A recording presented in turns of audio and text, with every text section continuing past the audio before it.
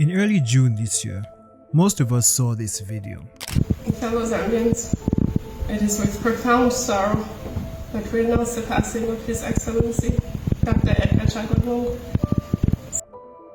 In this video, we can see our former president's daughter and her husband. And in the video, she announced that her father has passed on in Pretoria, South Africa. After which, a lot of international as well as domestic news agencies spread the news around the world. The government then sent a delegation to South Africa to help with the organization of the repatriation of the remains of the deceased president. But this process wasn't going to be as easy as most people thought. Most people just thought that the government would go there, help with the repatriation, they charter an aircraft, take the remains to the country, have a state funeral, that's it. But that's not what happened here. Because of the rough relationship that the late president as well as the current president have, it's a very tedious and hard process. According to the family, the deceased had mentioned that in case he had passed on, the current president, HH, wasn't allowed to attend the funeral, preside, or get close to the body of the deceased president, which many people found to be very, very strange. Because in most cases where a former president dies, the current president is the one who receives most foreign guests who are trying to pay tribute to the deceased president. I thought about it too, and I thought maybe, the vice president could preside or take the place of the president, because the family really insisted that the current president should not attend. I thought that's what might happen, but that's not what's happening now. So that was just one of the main conditions. So after back and forth between the government and the family, they finally came up with an agreement. But on the day that the body was supposed to be repatriated from South Africa to Zambia, the family and the body did not show up at the airport. Sophie, let's start first with why the return of Lungu's body today was in fact delayed. Well, I think there's still some tension between government and the family, and of course I think the party that Lungu belongs to. Which many people found to be very, very embarrassing. It's a very, very embarrassing situation because the South African government actually prepared. They organized their military and all these officials to help with the send-off of the body from South Africa to Zambia.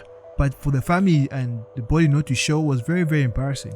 We arrived there early and we waited until towards lunchtime. Then we saw the officials of the Defense Force who were there, who were supposed to conduct ceremonies as part of the send-off, rolling back the red carpet, and we were confused as to what's happening. You could see that there was tension now, and nobody wanted to explain what was happening, but we then saw on social media that the family has issued a statement saying that they don't agree with the government of Zambia in terms of the process of repatriation, particularly as it relates to arrival of the body in Zambia, what needs to happen. And where does this leave, Sophie, for instance, the South African government, because they too had been commenting on what was expected to happen today, and ultimately, the breakdown in the relationship between the Lungu family and the government back home has led us to this rather awkward, if not embarrassing, scenario. But later on, there was news from the family that said they had cancelled the repatriation because the current government of Zambia, had changed the agreement without consulting the family. So the family opted instead to bury in South Africa. Of which on the day that the burial was supposed to take place, while many guests had traveled from Zambia and around the world to attend this funeral, it was cancelled. The government of Zambia, through the Attorney General, got a court order from the High Court in Pretoria, South Africa, to halt the burial of the president of South Africa. Of which now there was a battle going on between the family as well as the government of Zambia in the courts about where to bury the former president. Of which after weeks and weeks, the court had ruled in favor of the government of Zambia. The court held that under Zambian law, and as a matter of public policy, a former president's personal wishes or the wishes of his family cannot outweigh the right of the state to honor that individual with a state funeral and burial at the official site designated for national leaders. It is ordered that the applicant is entitled to repatriate the body of the late President Edgar Lungu, the late President Lungu, for a state funeral and burial thereafter in Embassy Park, Lusaka, Republic of Zambia. And repatriation was going to take place, and a state funeral was going to take place here in Zambia.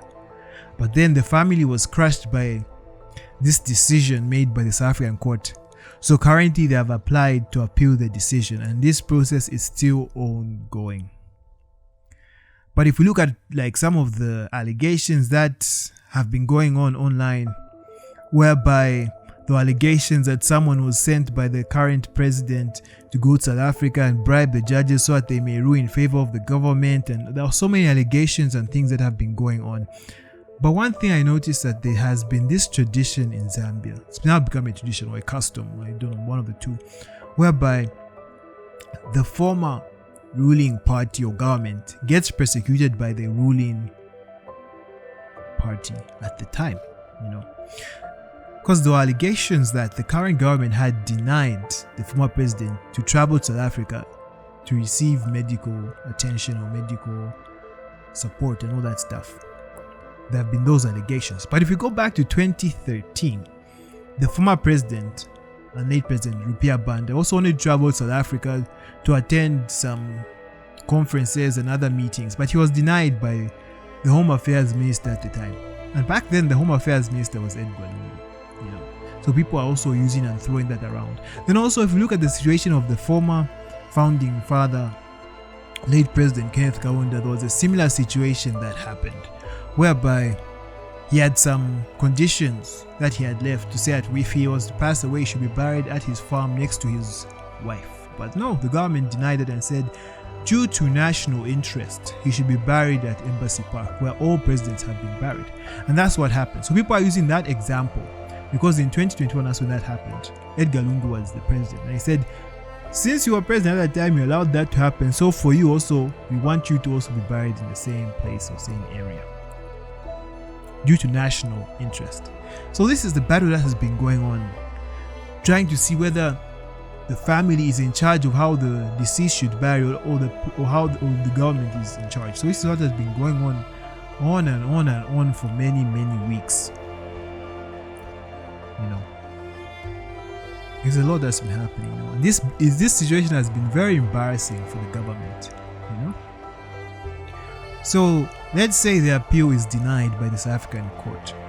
They deny the appeal. What happens next? What if the body gets repatriated back here to Zambia? What happens now? What if the family says, okay, since this is what's happening, we're not going to attend that funeral? What happens then? That's what has been on my mind for weeks. What happens if the family denies to attend the burial? Anyway, people, let me know what you think about this whole situation in the comments below. Remember to like, share, and subscribe if you haven't, and I'll catch you on my next video. Peace.